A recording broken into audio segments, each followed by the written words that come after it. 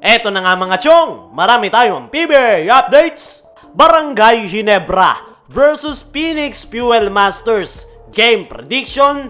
Ano ang mga kailangang gawin para makuha ang pangalawang panalo? Big Bo Belga may advice para kay Jamie Malonzo. Sa naging bakbakan nga ng Barangay Ginebra kontra Rain or Shine Elasto Painters ay nagkapisikalan nga itong si Big Bo Belga at Jamie Malonzo sa isang rebound play kung saan nakita ngang tinaga ni Bo Belga ang kamay ni Jamie Malonzo at muntikan pang tamaan ng siko. Ang naging paliwanag nga dyan ni Belga ay parehas nga daw silang sinesecure yung rebound, kaya siya nga daw na may hawak ng bola ay kailangan niyang proteksyonan. Nagkapisikalan nga raw at hindi naman daw aabot sa magsusuntukan. Parte nga lang daw yan dahil mainit ang laro. Lalo na't kailangan daw nilang mag-survive at ang Ginebra naman daw ay naghahanap ng unang panalo. Alam nga rin daw ni Big Bo Belga ang kinakaharap na sitwasyon ni Jamie Malonzo. Wala naman daw may gusto nung ganong klaseng sitwasyon. As much as iiwasan mo yung ganong klase ng trouble, ay kailangang iwasan. Pero nangyari na nga daw yung insidente kay Jamie Malonzo at dadalin niya na nga daw yan habang buhay. Nagbigay naman ng advice itong si Big Bo Belga para sa Ginebra High Flying Forward. Tutukan natin si Big Bo Belga sa report ni Carlos Sacamos ng Spin.ph ay sinabi nga nito na kapag may ganong klase ng insidente ay try to protect yourself dahil hindi mo nga daw alam kung ano ang pwedeng mangyari. At nakita naman daw sa video yung nangyari kay Jamie Malonzo kung saan masyado nga daw itong nagpabaya at hindi pirinotektahan ang kanyang sarili. Yung tinutukoy nga dyan ni Big Bo Belga ay ang pagtulak ni Malonzo sa bayuko sa kaaway niyang tao. At doon nga nakatikim ng uppercut si Jamie Malonzo. Para sa akin mga chong, ay tama yung mga advice nitong si Big Bo Belga para kay Jamie Malonzo. Kailangan mo ngang protektahan ang iyong sarili sa lahat ng pagkakataon,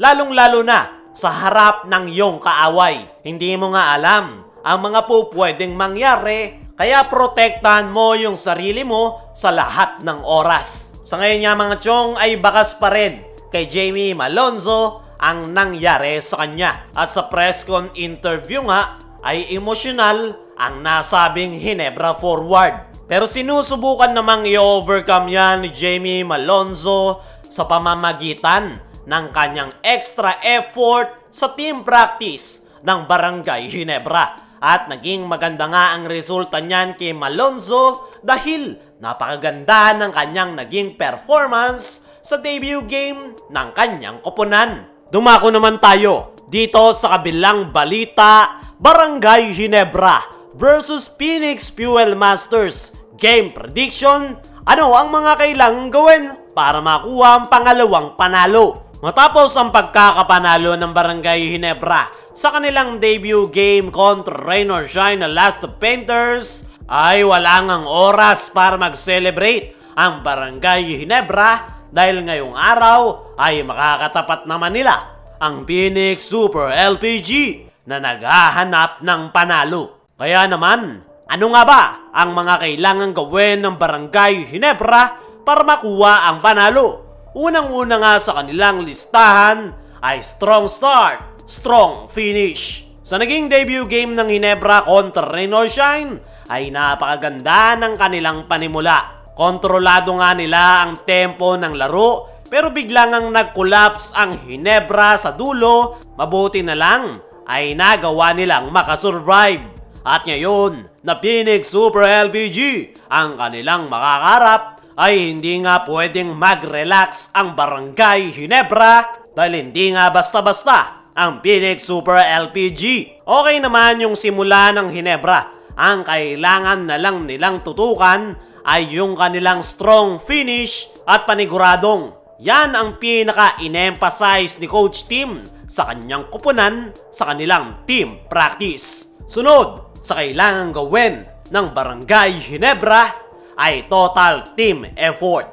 Ngayong All-Filipino Conference nga mga chong ay walang Justin Brownlee o Tony Bishop na maasahan ang Barangay Ginebra. Kaya naman, total team effort ang kanilang kailangang ipamalas para maging successful ang kanilang kupunan. In fairness, sa debut game ng Ginebra ay balanse ang scoring, lahat nagko-contribute at walang star player.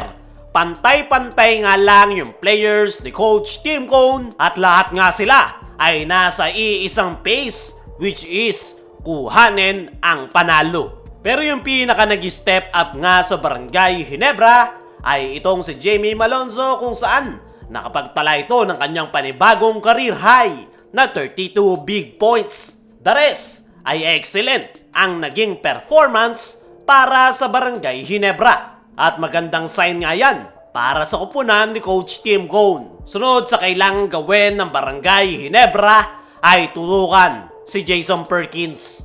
Ito nga si Jason Perkins mga chong ay ang leading scorer ngayon para sa Phoenix Super LPG. Kontra Northport ay nakapagtala nga ito ng 28 big points. At ang nakikita nga natin po pwedeng matchup dyan ni Coach Tim Cone ay itong si Christian Stan Hardinger. At paniguradong magandang matchup ang tapatang Jason Perkins at Christian Stan Hardinger sa loob ng painted area. At ang pinakauli sa kinakailangang magawa ng Barangay Ginebra ay umiwas sa turnovers. Matagal na nga ang problema ni Coach Tim ang napakaraming turnovers para sa kanyang kupunan.